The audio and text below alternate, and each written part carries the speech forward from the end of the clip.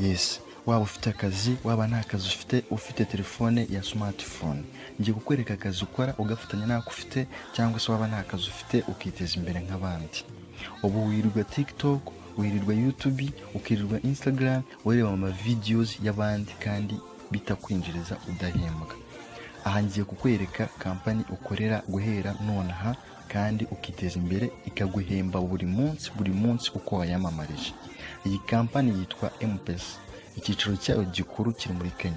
Ifite amashami mu Rwanda, ifite amashami hirya no hino muri Afurika, ariko icyiciro gikuru kiri muri Kenya. Ni ukuvuga ngo iyi kampani ikora gute rero? Iri gucururiza online, ibikorwa byayo byose iri kubikorera online. Yagiye ikorera mu website icururizamo. Ikora gute?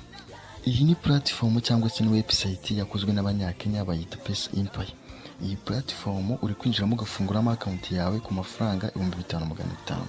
Iyo account ni y'akazi uzaza wakiramo ibikorwa bya kampani. Iyo umaze kuyifungura iyo account uje mu banyamuryango muri group bahita baguha amafaranga 17500 ya bonus y'ikaze yemerewe buri munyamuryango wese winjiye mushyashya. Bakahita baguha direct ako kanya video 25.